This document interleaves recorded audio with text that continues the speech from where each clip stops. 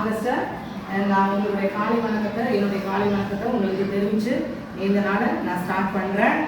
இன்றைக்கும் JE vaccine camp பற்றி நம்முடைய கவர்மெண்ட் ஹெல்த் இன்ஸ்டியூட்லேருந்து செவிலியர்கள் மதிப்பிற்கும் மரியாதைக்கும் உரிய யசோதா சகோதரி அவங்களும் சிஸ்டர் அவங்களும் கலா சிஸ்டர் அவங்களும் நம்முடைய டிபார்ட்மெண்ட்லேருந்து தமிழக அரசினால் அனுப்பப்பட்டு வந்திருக்கிறாங்க. எதற்காக அப்படின்னா டிடி தடுப்பு ஊசி போடுவதற்காக 1 முதல் 15 வயது வரைக்கும் இருக்கிற மாணவர்களுக்கு ஜப்பானிய மூளை காய்ச்சல் சொல்லப்படுறது. இது எதுல இருந்து பரவுது அப்படின்னா ஒரு கொசுக்கள்ல இருந்து. அந்த கொசு என்ன பண்ணுமா, விலங்குகளை கடிச்சு அதுக்கப்புறமா பன்றி அது போன்ற விலங்குகளை நாரை போன்ற நீரில வாழக்கூடிய அந்த பறவைகளை கடிச்சு அதுக்கப்புறம் மனிதர்களை கடிக்கிறதுனால இது போடப்படுகிறது. இது புதிய டிடி, புதுசு அப்படி கிடையாது, ஏற்கனவே போடப்பட்டதுதான். இது எங்க போடுவாங்க அப்படின்னா வலது கையில தோல்ல இந்த இடத்துல ஆர்ம்ஸ்ல இந்த மணிக்கட்டுக்கு மேற்பகுதியில போடுவாங்க. இது சிவப்பா கொஞ்சம் தடிச்சது போல காணப்படும். ஆனால் இது என்ன பண்ணாது, தடிச்சது போல காணப்படும். ஜுரம் வரும், வந்தாலும் வரலனாலும் ஏதோ ஒண்ணு அப்படின்னு கிடையாது.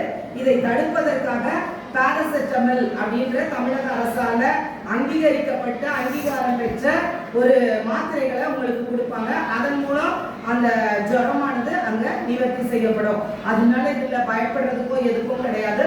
தமிழ்நாடு கவர்மெண்ட் செக் பண்ணி அஸ்யூர் பண்ணி இதை வெளியிட்டு இருக்கிறாங்க. இதை பத்தி ஒரு சில வார்த்தைகள் நம்ம மூத்த செவிலியர் உங்களுக்கு ஒரு சில வார்த்தைகளை சொல்லுவோம். நீங்க சொல்லுங்க. இப்போ மிஸ் சொன்னாங்கல்ல, என்ன சொன்னாங்க, தடுக்கிறதுக்கு இந்த ஊசி, எந்த நோய் தடுக்கிறதுக்கு இந்த ஊசி?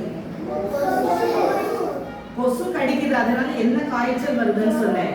ஜுரம், என்ன ஜுரம்? அது டெங்கு எல்லாம் குத்தி போச்சு.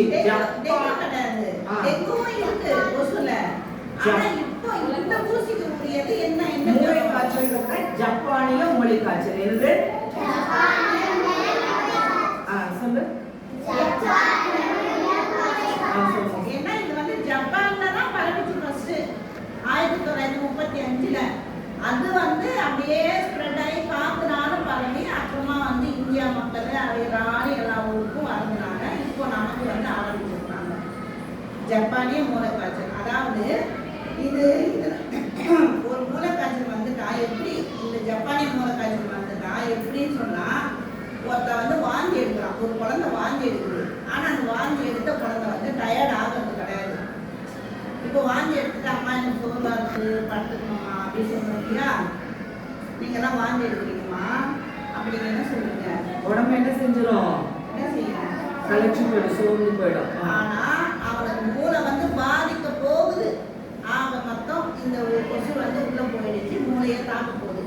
அந்த தாக்க போற நேரத்துல அவனுக்கு என்ன செஞ்சாங்கன்னா வாந்தி தான் வரும். ஆனா அது கூட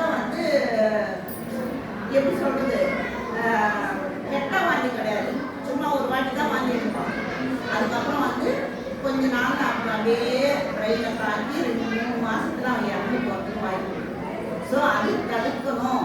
அது மக்கள் தொகை நோயை தடுக்கணும், இந்த இறப்பு விகிதத்தை குறைக்கணும்ன்றதுனால இந்த ஊசி கண்டுபிடிச்சு போடுறாங்க. சரியா? இது ஆல்ரெடி ஜோன் 2 போடுறாங்க, ஜோன் 8 போட்டுறாங்க. இப்போ ஜோன் 3 மண்டலம் 3ல ஸ்டார்ட் பண்ணுறோம்.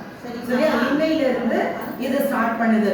இன்னொன்று இந்த வியாதியை பத்தி சொல்லணும் அப்படின்னா, இந்த நோயினுடையது 25% தான் பாதுகாக்க முடியும் அப்படின்னு சொல்றாங்க. ஸோ இப்போ சிஸ்டர் கலா ஒரு சில வார்த்தை சொல்லுவாங்க. சொல்லுங்க. நம்மளுக்கு நார்மலா காய்ச்சல் வந்த உடனே தெரியும். ஆனா இந்த ஜப்பானிய மூளை காய்ச்சல் ஃபைனலா தெரியும். ஸ்டார்டிங்ல இப்போ நார்மலா நீங்க வாமிட் எடுத்து தெரியும். ஆனா மூளை காய்ச்சல் நம்மளுக்கு நார்மலா தெரியாது. அதனால நம்மளுக்கு நார்மலா இன்ஃபெக்ஷன் ஆகாம தான் முன்னாடி பண்றது.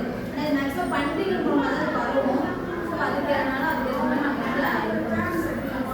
தேங்க்யூ. அதனால இப்போ முதலாவது சிஸ்டர் இன்ஜெக்ஷன்